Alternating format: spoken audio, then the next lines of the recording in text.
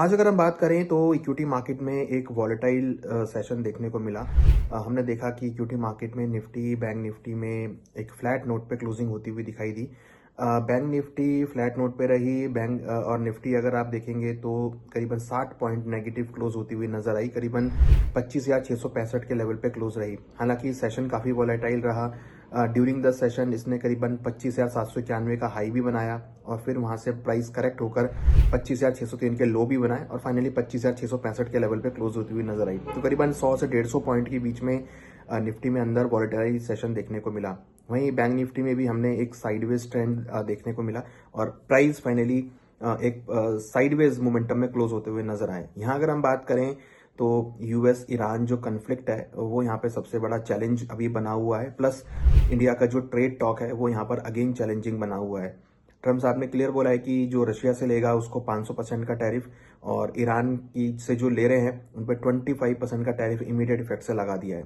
तो वो अगेन एक मार्केट्स के लिए थोड़ा सेटबैक रहा, जिसकी वजह से हम दिसंबर में और जनवरी के पहले हफ्ते में हमने एक अच्छा मोमेंटम देखा था वो यहाँ पर लूज होता हुआ दिखाई दे रहा है। हमने देखा था कि निफ्टी ने अगर आप चेक करेंगे तो करीबन 5 जनवरी को 26,373 का हाई बनाया था और तब से लेकर अभी तक करीबन 6-7 ट्रेडिंग सेशन में हमने थोड़ी गिरावट यहाँ पर आती हुई देखी है। हालांकि स्टॉक वाइज अगर जाए तो कुछ कुछ मोमेंटम हमने लोअर लेवल से आता हुआ देखा है। मेटल स्टॉक्स में अगर हम देखें तो अच्छा मोमेंटम रहा, जिसमें अगर हम आज की बात करें तो जो टॉप गेनर मेरा इसमें Tata steel, NTPC, Axis bank, Hindalco, ONGC, Eternal, Jiofin, BEL, Grasim, Coal India, JSW steel, Infy, ये सब स्टॉक में आज हमने एक अच्छा मोमेंटम आते हुए देखा और लोअर लेवल से रिकवरी देखने को मिली। तो अगर हम बात करें तो निफ्टी, बैंक निफ्टी में साइडवेज ट्रेंड यहाँ पर आता हुआ दिखाई दे रहा है। अगर हम बात करें नेक्स्ट के लेवल के लिए तो निफ्टी में करीबन लग रहा है कि 25,500 एक अच्छा सपोर्ट रहेगा और उसके बाद 25,200 एक अहम सपोर्ट रहेगा।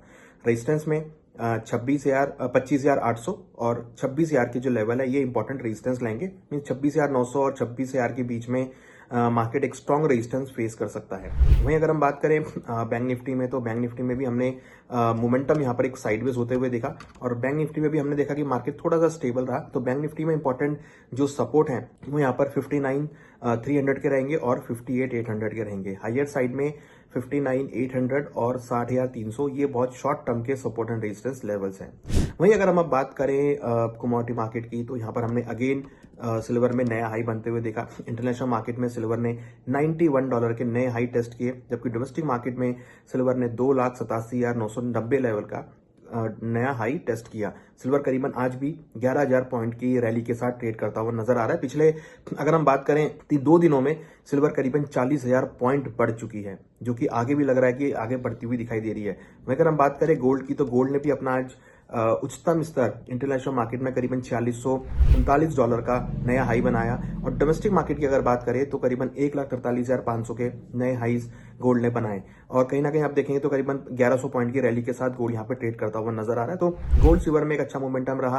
प्लस अगर हम बात करें तो बेस मेटल में, कॉपर में, जिंक में, लेड में पॉजिटिव मोमेंटम रहा। क्रूड भी यहाँ पर करीबन 1% के आसपास तेजी के साथ ट्रेड करता हुआ नजर आ रहा है। वहीं अगर हम बात करें तो कहीं ना कहीं लग रहा है कि शाम के ट्रेडिंग सेशन में भी एक अच्छी खासी वॉलिडिटी आपको कमोडिटी मार्केट में देखने को मिल सकती है, क्योंकि आज यूएस के बहुत सारे डेटा आने हैं। इसमें core PPI, retail sales, current account, FOMC members की स्पीच है, business inventory, crude oil inventory, ये सब डेटा आज आने वाले हैं जो कि नजर में रहेंगे और इनके बाद मार्केट की नई दिशा तैयार होती हुई दिखाई देगी। मगर जिस तरीके से यूएस ईरान कन्फ्लिक्ट है, लग रहा है कि एक safe haven demand gold silver को आगे भी पुश कर सकती है और कहीं ना कहीं हम आने वाले दिनों में और एक अपसाइड मोमेंटम गोल्ड सिल्वर में देख सकते हैं।